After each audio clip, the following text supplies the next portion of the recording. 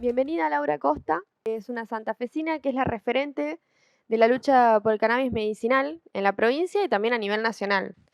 De tal manera que ha logrado que la semana que viene ya se empiece a discutir en una audiencia pública este tema en la Corte Suprema de Justicia de la Nación. Laura, ¿cómo empezó esta lucha? Bueno, mira, yo comienzo con este tema porque, bueno, a raíz de que mi hija tiene una patología bastante severa que tiene que ver con que acarrea una epilepsia refractaria, bueno, empezamos a investigar sobre las propiedades del cannabis. Veníamos con anticonvulsivantes, muchas pastillas. Narela siempre, bueno, esta epilepsia no la podíamos controlar. Fue deteriorante durante todo el proceso hasta a los 9 años de edad. Bueno, como te decía, conozco esta terapia y bueno, empiezo a investigar un poco de qué se trataba, porque primero cuando me dijeron que la marihuana podía bajar las convulsiones de mi hija, me chocó un poco y bueno, y a raíz de eso, bueno, me puse a investigar algo que podría ser. Y bueno, empezamos ahí. Empiezo con Narela con estos tipos de preparados de aceites caseros de la planta en sí. Y bueno, y vamos más allá, porque en el camino de este conocimiento me encuentro con más mamás que yo ya venía conociendo, dentro de, por ejemplo, por mencionarte el hospital de niños. Nosotras nos conocemos más de ahí que de otro lado con hoy las amistades que tenemos. Entonces empezamos a investigar más, nos unimos en grupo, nos fuimos encontrando en el camino y más allá de empezar a darle los preparados a nuestros hijos, fuimos por una legislación. Es tal así que en el año 2016 propusimos la ley del cannabis medicinal en la provincia de Santa Fe. Fue el primer proyecto impulsado por Macame, por este grupo de mamás bueno, que venía batallando con todo esto. Y bueno, y así comenzó esta lucha y hubo un recorrido largo, o sea, ya pasaron bastantes años, ya 6, y, y bueno, un montón de cosas en el medio que todavía seguimos reclamando, ¿no es cierto?, más derechos que nos corresponden a las mamás.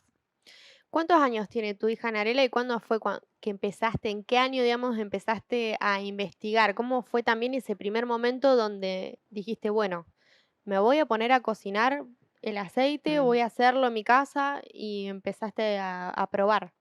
Bueno, Nare tenía 9 años. Yo comienzo a investigar 2015, fines del 2015, por una mamá que también le estaba dando aceite a su hija.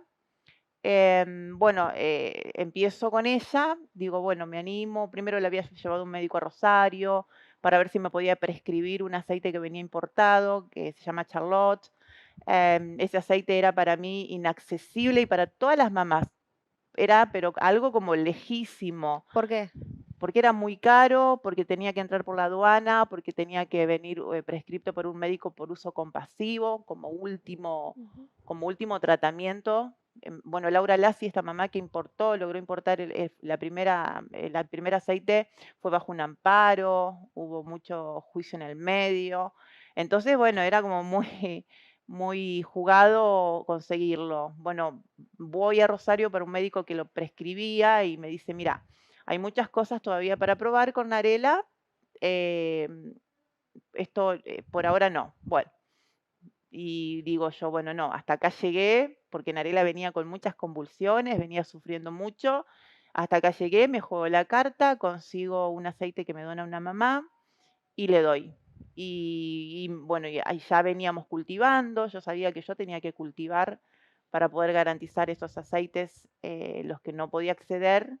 Entonces, bueno, de esa manera yo me hice y ella tenía 9 años, y tengo algo, pero muy patente, pero muy patente, yo siempre lo menciono porque esto es muy importante a la hora de hablar del tratamiento de cannabis para la epilepsia. En el año 2016, cuando Nare venía tomando el cannabis, el primer día del niño fue sin una convulsión. Imagínate vos, agosto del año 2016, Narela 9 añitos, y fue el primer día que no tuvo una convulsión durante todo el día. Imagínate el regalo más hermoso y más grande del mundo, que tu hijo no convulsione. Porque estas epilepsias son bastante, aparte de ser deteriorantes, son fuertes, ¿sí? Son de esas que por ahí pierde el conocimiento y por ahí te mira. Narela me miraba y y convulsivaba y me miraba y como diciendo, hace algo, y yo no podía hacer nada por ella. Entonces, para mí eso es el mundo, que no hayamos tenido una convulsión durante todo el día. Y eso es como que empuja más, da más fuerzas, ¿no es cierto?, a decir, vamos a seguir. Hoy Narela tiene 15 años, 15 años. Bajamos casi toda la medicación alopática, está con aceites preparados míos y uno que lo compra en la obra social Yapos. Y estos aceites que vos preparás, me imagino que habrá sido uno la primera vez que lo hiciste, la segunda vez salió diferente. Sí. ¿Cómo es la preparación? ¿Cómo sabes qué aceite necesita tu hija particularmente?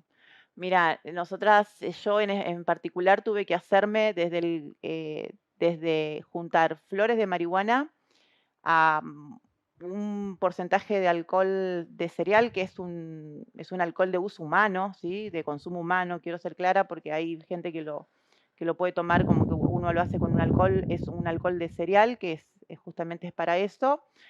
Nos basamos en un aceite que se llama Rick Simpson, en un preparado, ¿no es cierto?, con tanta cantidad de marihuana, con tanto porcentaje de alcohol, en una maceración y en un tipo de evaporación. Entonces, ¿qué hice? Me compré un termómetro para medir la temperatura.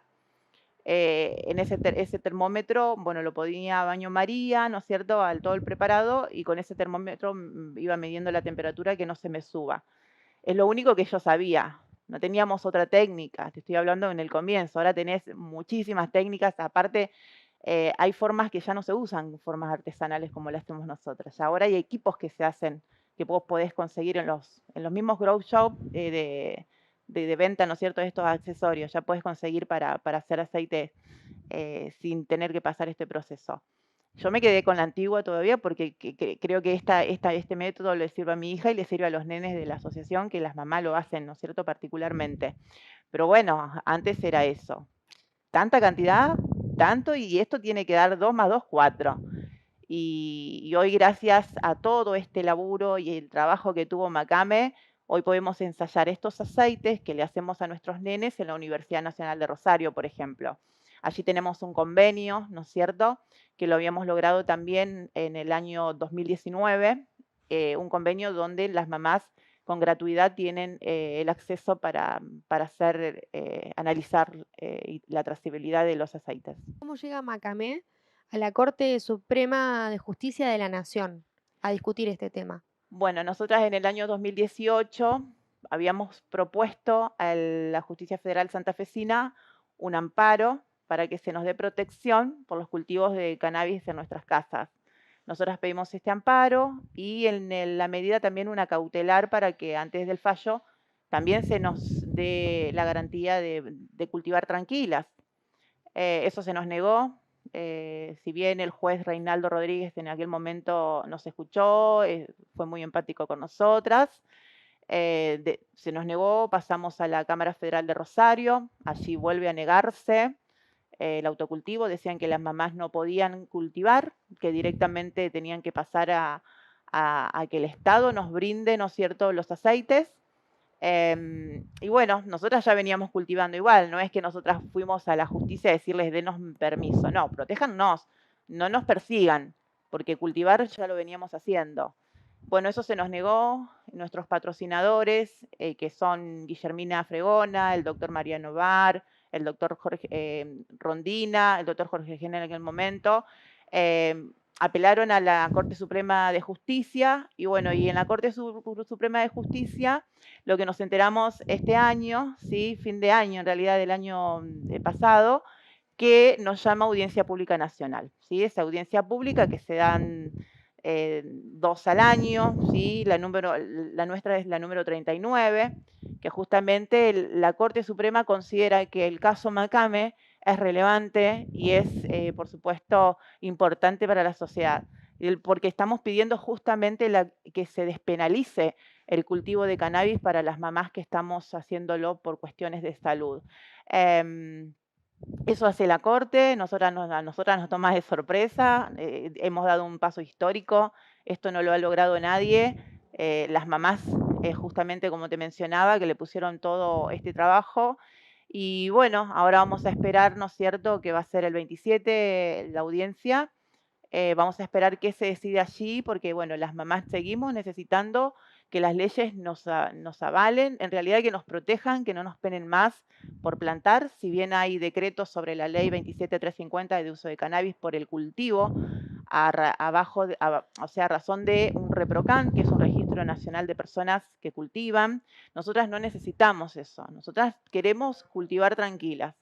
¿Sí? Nosotras lo que queremos es la inconstitucionalidad de la penalidad del cultivo casero. Primero, porque la Constitución lo dice, no le hacemos daño a terceros y lo hacemos en el ámbito privado. Y segundo, porque hizo bien a nuestros hijos y de hecho los médicos que son de nuestros hijos ven, ¿no es cierto?, la mejoría. Entonces, bueno, todos esos vamos a llevar a la Corte Suprema. Hay unas cuestiones del ReproCan que es como, por ejemplo, que podés cultivar 9 plantas Sí. en tu casa. ¿Estas cantidades se van a discutir de parte de ustedes? ¿Ustedes necesitan más, menos? ¿Cómo es eso? La cantidad de gramos que se pueden producir, Sí, digamos. nosotras necesitamos muchas variedades, por ejemplo. Y otra de las cosas que tenemos las mamás, que plantamos semillas de cualquier variedad. Entonces, ¿qué pasa con 9 plantas? Yo no puedo tener 9 plantas en casa, yo necesito más.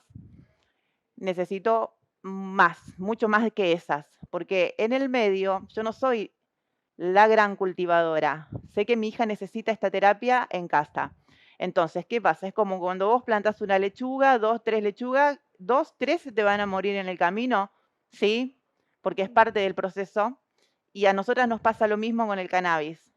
Cada vez que plantamos, si plantamos 20, 5 se nos quedan en el camino, 10 se nos quedan en el camino, entonces estamos dependiendo siempre de lo que podemos cosechar. Entonces también necesitamos un poco más, ¿no es cierto?, de lo que el ReproCan dice, este registro de monitoreo. Entonces, bueno, este también es una gran controversia que tenemos las mamás. Nosotras necesitamos variedades, no una sola, porque en el tipo de epilepsia refractaria que tiene mi nena hace acostumbramientos, entonces tenemos que variar, de hecho lo hago todo el tiempo, variar variedades y genéticas para que ella, bueno, pueda responder, ¿sí? Todo es bueno, pero la epilepsia refractaria tiene esto, así que ese es un debate que vamos a tener que tener y fuerte para agregar, ¿no es cierto?, de que por qué nosotras estamos peleando todavía. Primero que nos dejen tranquilas, que nos dejen en paz, ya no queremos más. Queremos plantar tranquila y queremos justicia para nuestros hijos. Ellos están bien, hoy están con calidad de vida, nosotras no queremos que nos pateen la puerta de nuestras casas, como ya lo están haciendo con muchas familias y mamás, y que la policía nos allane y nos lleve por estar plantando. Más allá de ReproCan, tenemos esto. El ReproCan no lo monitorea la justicia, lo monitorea el Ministerio de Salud de la Nación. Entonces, es una controversia porque ni siquiera lo hace un juez. Entonces, si viene a mi casa, un juez o un policía y dice, bueno, no, si tenés ReproCan, bueno, te dejo cultivar. Pero a otras personas no están pasando lo mismo. A otras personas las llevan presas por plantar. Bueno, hoy está el uso recreativo también incluido. De hecho, hay muchos que se están haciendo justamente este registro para poder hacerlo. Yo digo que es un paso importante porque hay mucha gente que lo está luchando hace un montón a través de los movimientos canábicos. Pero bueno, esto es cuestión de salud. Nosotras necesitamos variedades y, como te mencionaba, justicia por nuestros hijos.